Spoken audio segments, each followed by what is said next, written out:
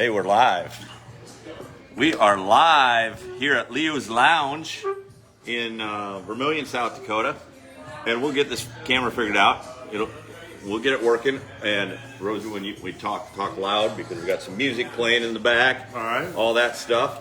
Want to first of all, I got a couple sponsors tonight, which is awesome. And again, all sponsorship helps me stay on the road. Doing my distracted driving talk, doing my character coaching, all those types of things. So I really appreciate everybody that helps me and sponsors today. We got two of them, Jason Kleiss and Dana Brown, and maybe we'll talk about those two guys throughout this episode of Time Out with Higher Power Sports as we go on. And two great guys and do a lot for other people. I know Dana's helped me out in the past with a couple things, and obviously Rosie knows Coach Kleiss really well, and maybe we'll touch base on that a little bit as well.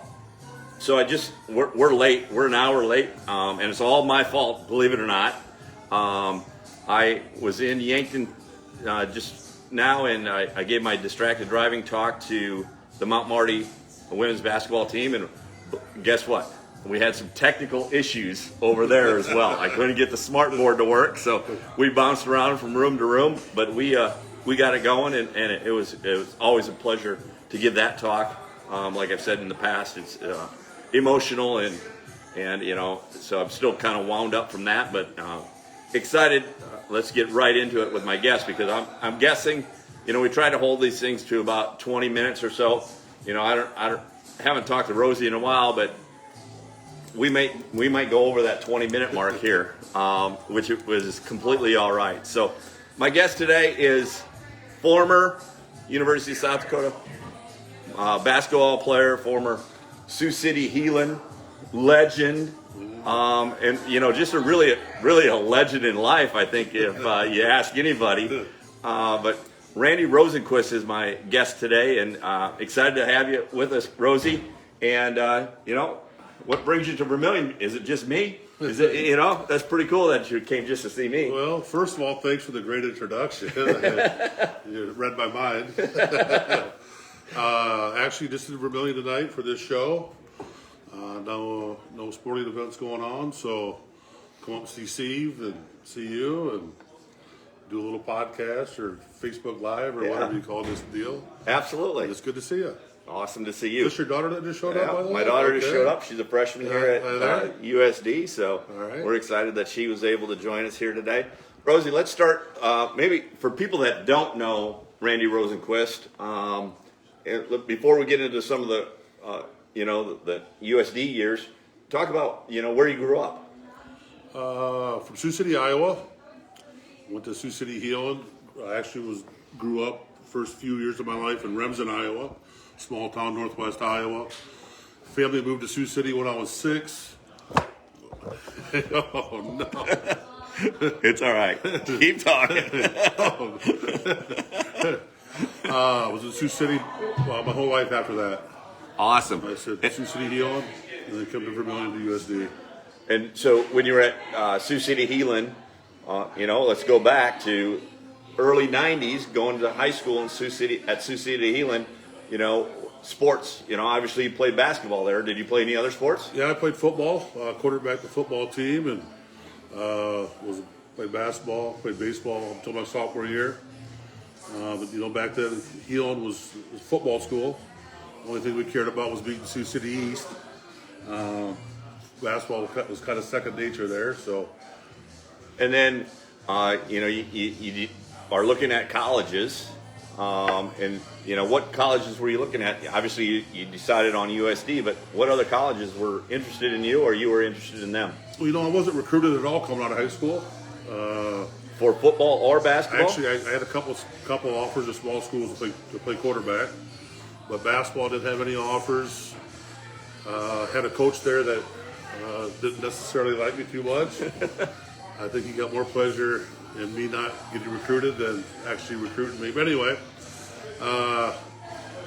some of the old legends, Tim Hatchett, Mike Graves, Mark Brazel, they were going to school up here, and I knew I wanted to play college basketball. So I decided to walk on up here came up here. My sister Lisa was going to school here, so it just seemed like the only place really to go, and came up here, walked on. You were a walk-on. So, Yes. So you're recruiting. I mean, I spent a lot of years as a college coach, and you don't spend a lot of time recruiting the walk-ons. Right. So how was that? Did you come up for a visit to talk to Coach Boots, and did he open you with open arms, or how did that shake out? You know what? I came up, and they were basically just having a pickup game. And he introduced me to all the players. I said I'd do some of them. Played a pickup game. Went up, talked to him after that in the office. He said, we'd like you to walk on. There's no scholarship money for you. And that's how the first step. And I said, yeah, I'll give it a shot. So. Awesome. So did you know some of the guys on the team? You mentioned Hatchett and those guys. Did you know them prior to coming here? Did you play with them in the summer, or was that all? Were you pretty nervous walking into that gym? Not really. I guess my sister was their age, so I've known them for many years, and they all knew me. So we went down and played. It was, of course, I was nervous playing, but as far as meeting the guys, I had known them for years. All right, let's take a step back before we get into your USD years. Let's talk a little bit about your family. Okay. Okay. You said you're from Sioux City. Brothers and sisters. You mentioned your sister going to school here. What was the house like growing up? House growing up, I got 2 older sisters and 2 older brothers. My oldest sister Lori didn't play sports. The other 3 did. Rick played basketball. Russ played basketball. Lisa played basketball. I was the only one that didn't play. I played more than basketball, I guess. So awesome. And then you get out of school, and again we're going to kind of backtrack here. You've got a couple kids, huh? I've got quite a few. Let's break them down. Let's break them down. Let's go with the 2 older ones. You got 2 older boys, right? 2 older boys, 27 and 21, Ryan and Robert. And then I got 3 in high school. 3 in high school. Rachel senior, Riley junior, and Randy junior's a sophomore. Okay, and the 2 middle ones are girls. Yep. And then the youngest is the boy. Yep. Is and he's got your name. He's got my name. Yes. That poor kid. Yeah. Yeah. No, that's awesome. And the 2 girls that are in high school, they play some sports too. Do they both play volleyball and basketball? Rachel plays volleyball in the fall, and Riley plays softball and soccer. Okay. But then they both play basketball in the winter. All right. And then Randy Jr. is what now? He's a sophomore? He plays football, basketball, baseball. Okay, awesome. So let me ask you about this. Okay, watching your 2 daughters play high school. Now, obviously, you watched your 2 older sons play football and basketball throughout high school, and I'm sure they played baseball and stuff. But having 2 daughters play on the same team and out there competing, how is that for you in the stands as a fan, as a dad? Well, it's I actually enjoy it, having them both on the same team. It's I guess, I don't know, when one gets in foul trouble, you still got one to watch, I guess. So, but Rachel's passion is volleyball, Riley's passion is basketball, so they're a little different there. But I enjoy watching both play on the court. It's fun.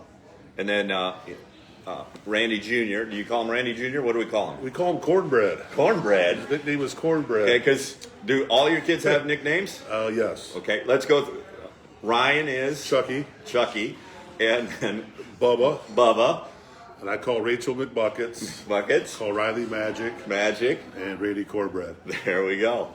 So now Cornbread is getting some, obviously he's a sophomore coming into his own, so to speak, as an athlete. Yep. I've seen him play a couple times in the summer on the basketball court, and I've seen, hearing some good things about him on the football field as well. What's his favorite sport? I think he likes them all, but I think basketball is probably his top passion. He's not a big kid. He's skinny, scrawny. So I think basketball is going to fit him better than probably football will. But he enjoys them all. And this is what I've heard and what I've seen.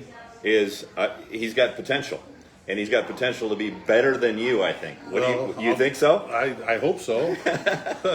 I'll never tell him that. But Well, he's probably watching you. He's probably playing PlayStation. Yeah. So. No, he sees the court really well in basketball. He's fun to watch, and his ball handling, his skills are 10 times better than what I had back at that age. So it's exciting. Yeah. I'm Awesome. looking forward to it. And we'll come back to your kids because I got a couple questions on that as we go. But let's get back into you walk on at USD, and what's that first year like? It was tough. It was definitely the game's so much faster at the next level. It helped knowing some of the players, and all you do is practice all year. You don't get to play any games, but for me it helped just that 1 year of how they get in the weight room. I wasn't much of a weightlifter back in high school, so to get that program going and just get the body developed and get to that next level, it actually was the best thing for me. And then you come back for your freshman year, and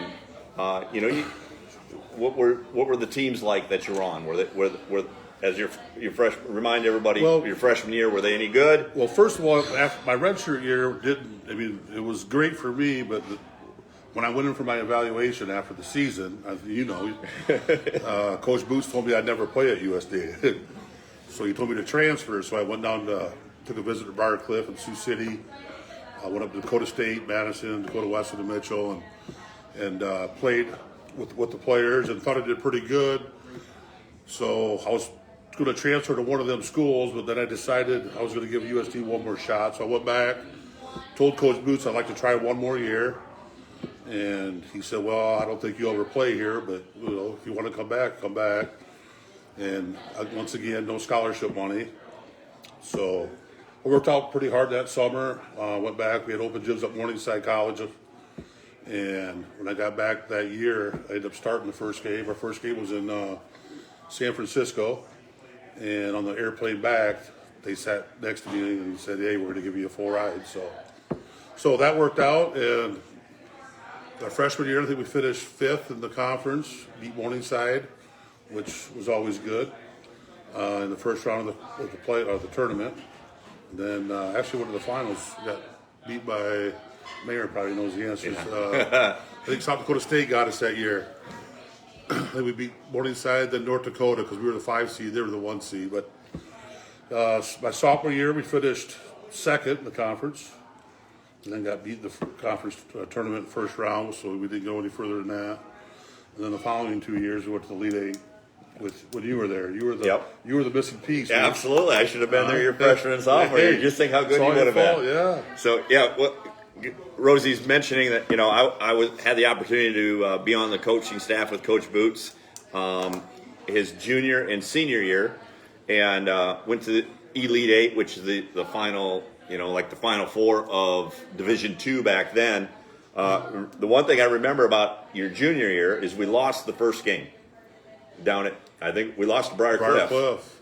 Down in the old auditorium down there.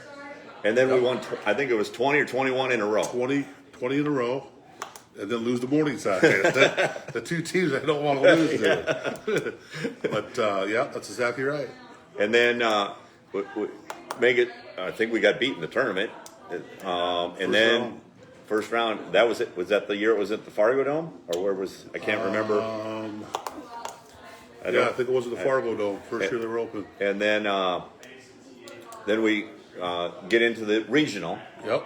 And take us back to North Dakota. Oh. And, we had to go to North Dakota for the championship. And what a game, huh? We were the ones, we finished first in the conference but didn't get to host the regional. So we had to go to North Dakota. And we beat Colorado Christian, I think it was, first round. And then we beat North Dakota to go to the Elite Eight. And probably one of the greatest games I've ever been associated with. Yeah, let's go back to that game. Obviously, great game throughout, but what are your memories of those last couple minutes? Was it overtime too? Was it? No. It was just. Okay. It was. remember we had the ball with like 50 seconds left, Yep. and they called Jonesy for traveling, Yep. and North Dakota went down. We got to stop, so we had the ball with like 10 seconds left, something like that. And Boots ran another play for Jonesy. I got the ball. I wasn't giving it to Jonesy. I drove, threw up a little floater for about 10 feet. It hit. And we were on our way to Springfield. Absolutely. That was a fun time around here in Vermilion, obviously, because it'd been a while since USD had been there.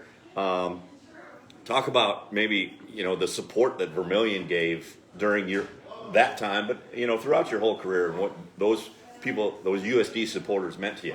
Yeah, no, I'm glad you brought that up, because the atmosphere that we had here in Vermilion is, it was top of the line. We got these guys that went to all of our games, the Steve Mayers, the Rusty Jensens, I can't even probably Steve Siegels, Jimmy Cokers.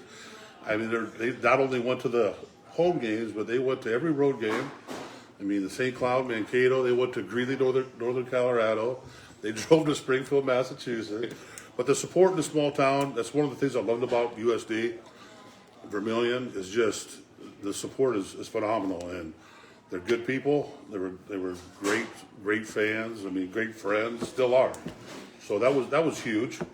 When you have that, it gives you something to play for every night. Mm-hmm. I know I've always been blessed. I had a great support system for my family. My mom and dad went to every game. My sister from Omaha come up. Lori, she would always come up. Lisa was at the games. My cousins from Remsen would be at the games. I mean, it was just. I've always been blessed with a great support system. It's one of the things I'm very thankful for. Absolutely, and that's one thing that I remember. I've coached for a lot of years, and I've seen some really good players and some not so good players and everything in between. But always, what sticks out about the kids that I've coached is how they interact with their families and the sport. And you're one of the top, if not the top, as far as you mentioned all the support you got from them. But what really impressed me, Rosie, and I don't mean to, and I'll say a couple good things about you here and there, but you were available to them. They'd come and you would be always talking to them. At a time where you were the big man on campus. And you would make time for not only your family but your teammates' families. Yep. My parents when they were around. You'd always make time to. And maybe how that come about? Is that something that your parents, instilled in you growing up, or is it that's just your makeup? I think it's important, to recognize people that support you. And I've always, I like people.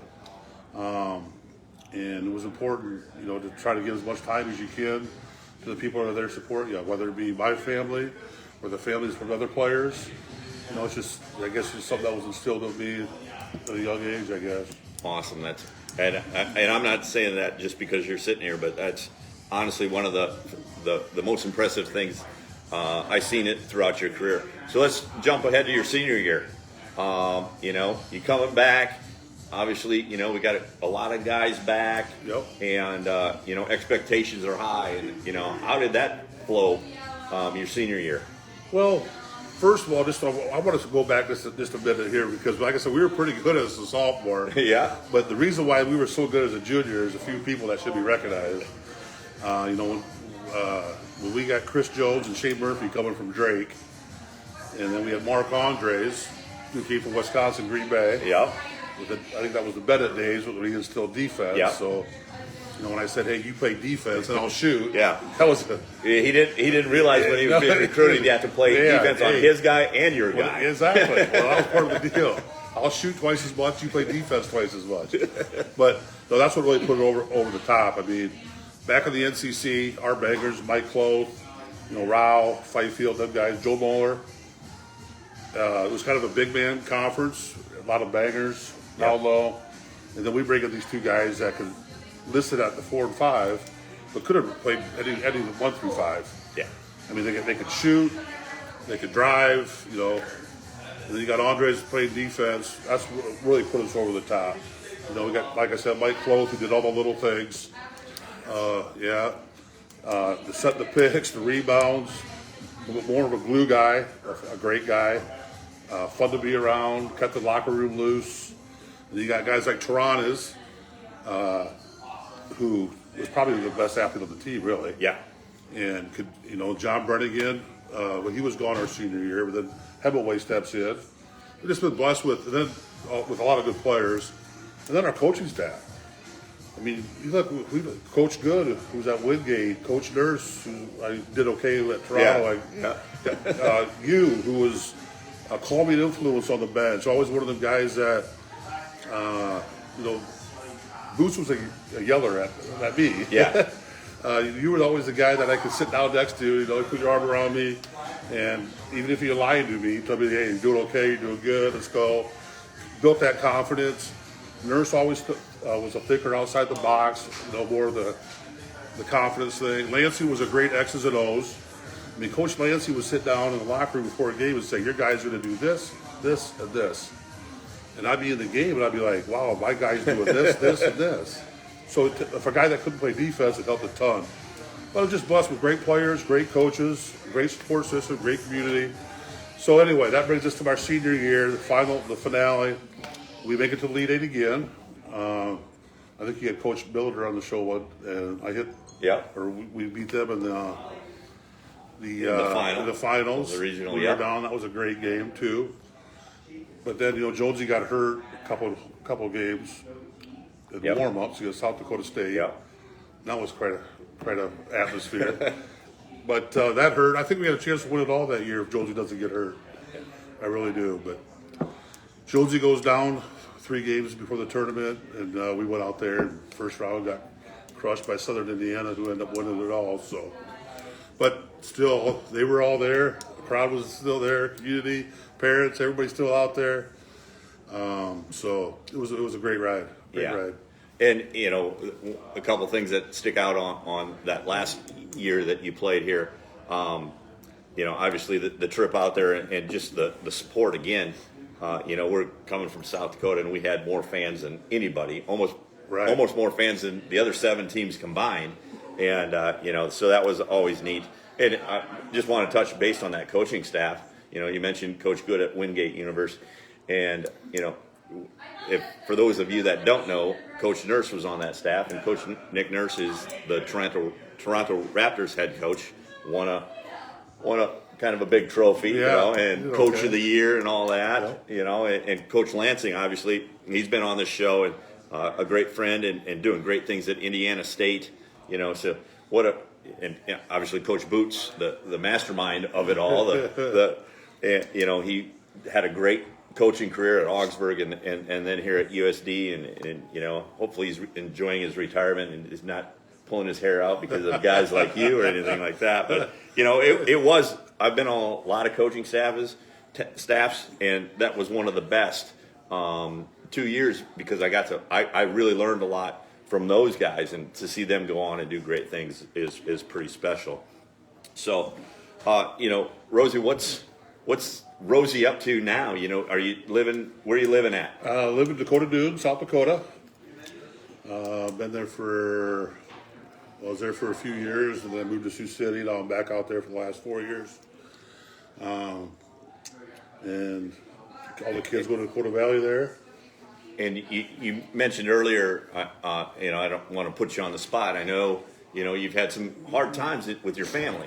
You had a brother that just, been a couple years now, pass away. Throughout that, to maybe talk about, obviously your family again and what they meant to you through that time, because I know you were very, very close with them. And then, maybe some of your teammates, that maybe stepped up and said, hey, thinking about you. Yeah. Well, I've lost a brother-in-law, a brother who was a hero to me. My mom, most recently, within the last 6 years, I lost them 3. I lost Mom last year. It's really made me step back, take a look at the bigger picture of spending time with the people that you love. As far as the support I got during all that, as I mentioned, some of these guys, the Mike Cloth, the Bears, guys. Okay, we're back. All right. We're back. Sorry to cut you off. So just like I said, but full circle coming in at USD, not knowing what life had in store for you, to 25 years later, you got these people that you meet. They're there for you when the hard times hit. Just another reason why I love USD and love Vermilion. Absolutely. Now, before we wrap up here, I want to go back to your playing days. Okay, I had Josh Mueller on the show, and a lot of the younger people will know Josh Mueller, and very competitive, loved to shoot the ball, but was a winner competitor. And he mentioned you, and I mentioned you when I was talking because I see a lot of similarities in Josh and you. Obviously, great players, highly decorated with all the awards and things like that. But did you get a chance to see Josh play, and would you say that's a fair comparison? Yeah, for sure. And I'm glad you brought that up because I got a chance to see a lot of them guys play after I left. Obviously, Mueller was, I was told I was one of the most hated players in the conference at one point. He took that over, and I can see why when I watched him play. And I loved watching him play. What a fantastic player! But the Chuck Welkes, the Truffles, the Eric Powers, these guys that came in that after I was there, and one of my other Bobby Overland. Mueller took away the most hated guy, but Bobby Overland took over the most hated by Coach Boots. I think. The University of Bobby Overland, they used to call it. And I still give Bobby a little bit of crap to this day, but when I come back and watch these guys play, they did it the same way we did. They played hard. They played to win. They're competitors and great guys on and off the court.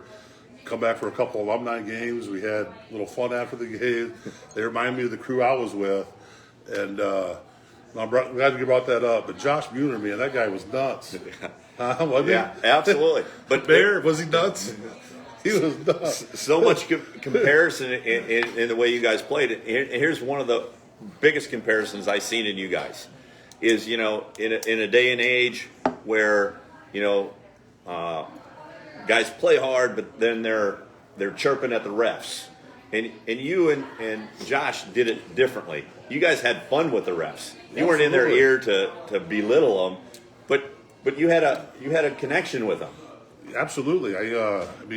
Pete Hansen, one of my favorites, Cappy, and I've always tried. I even tell my kids this to this day. You never tell the ref it was a bad call. You never, even if it's the wrong call. You still tap them on the backside and say, "Hey, that was a good call," and talk to them because they're humans. But you never belittle the guys because that's not going to get you anywhere. So you need to have a relationship with the refs as part of the game. When it comes down to that charge or block call, you want this guy thinking that you're. Because I had Kelly Higgins, who's still officiating. Yep. Who called a charge every time on me. So I learned real quick that you try to build that rapport with them and they're they're doing their job. It's that's the way I was taught to do it. I try to teach that to my kids. So, and then you mentioned coming back and watching the players that came after you, and I speak a lot to teams, and I talk to them about the importance that they're in that locker room and they're representing their university and their team and their coaches, but they're also representing the past players. How proud are you to be a Coyote and, what the University of South Dakota has given to you and the friendships you mentioned. But, how proud are you of that, and how proud does it make you when you see the Coyotes doing well in their transition to Division I? Yeah, for sure. No, when you see the level of competition they play now at D1 and the level of success they've had, I'm very proud. Division I's the mecca that you want to play in, and when you come back and you beat South Dakota State, especially, who doesn't love that? Absolutely. So, we're gonna wrap it up here. We've been going about a half hour or so, not too bad. So, Rosie, as you go forward, obviously you're watching your kids. Maybe talk to the young people that you walked on, Yeah. we're told, hey, you're not good enough. What, maybe talk to them about it. Not everybody's going to walk on and become an All-American and a conference MVP and stuff like that. But, the doubters out there, there's a lot of doubters out there, and maybe talk to, the kids about that. Well, my thoughts are pretty simple on that. I tell my kids, dream big, and don't ever let anybody tell you what you can and cannot do. Coach Booth told me I couldn't play here. Well, that's all we need to hear. And, my kids have gone through some of that adversity where one of the programs in the summer say, we don't want you, or you didn't make our team, and I tell them, don't let anybody tell you what you can't do. So our message in my household is really simple. Like I said, dream big, and don't let anybody tell you what you can and can't do. So I don't know what else to tell you. Just work hard and dream big. Awesome. Rosie, obviously this has been great, and hopefully maybe some time down the road we can do this again. As I start I don't want to say, there's a lot of guys like you and Cloth and Josh, Coach Lansing, all USD guys, but it's so much more than just USD guys. Yep. Just good guys that I enjoy spending time with, good guys that I respect. Like I said, the way you treat your family and other people is pretty cool. And I hope we can do this again. And any last words that you got, or any other topics that you want to touch on? Is there anything that you've been thinking that we need to talk about? We could do this all night. We've done it before, but I just want to tell you how much we appreciate what you do. This higher power sports stuff, where you go out and talk to people on the different topics that are so important to these young people, and I think what you're doing is great. I know you're great at it. You've always been one of my favorites. I love you, and it was great seeing you. It means that means the world to me. It really does. And as a you've done some coaching and things like that. That special bond, and for us to be friends all these years later, we owe it to basketball, and that's pretty special that we have that connection. And I thank you for those kind words, and always here if you ever need anything. And if anybody has any questions for Rosie, shoot me them, and we'll get him on again, and we'll do this again, because this was fun. And like I said, we could go on and on, but we try to keep them about a half hour or so, because otherwise people fall asleep. The best thing about this show is when you have coyotes on the show. So for all you Jackrabbit fans out there, I just wanted to touch on that real quick. I'm sure. Yeah. Now you're gonna get me in trouble again, because That's what I do. Yeah, that's what I do. A little backstory on that. Before we started, I said, I got to space out my coyote guess, because my Jackrabbit friends will give me a hard time that all I do is talk to coyotes, and I don't. I talk to Jackrabbits too, but friendly rivalry. Again, let's go back real quick. How great were those games when you played there? Man. Whether they came down here 10,000 plus up there, 10,000 here, 10,000 there. It was their crowd's brutal up there in Frost. I wouldn't want it any other way. Yeah, they were crazy. I love it. I love Frost Arena. But Morningside was the team that's the team that I circled. But they got me a couple times, and Coach Kleiss, unfortunately, was part of that. He reminds me. I'll bet he does. But he does a great job there at Dakota Valley. My kids, I've had 2 or 3 of them play for him. They love him. Does a great job. And they'll be pretty good again this year. They should be. Yeah. Pressure's on him. We'll see what he's got. But I'm sure you let him know once in a while what your thoughts on that. No, I know. I try to stay out of that part. He's got enough problems. I know. So again, Dana Brown and Jason Kleiss, thanks a lot for the sponsorship today.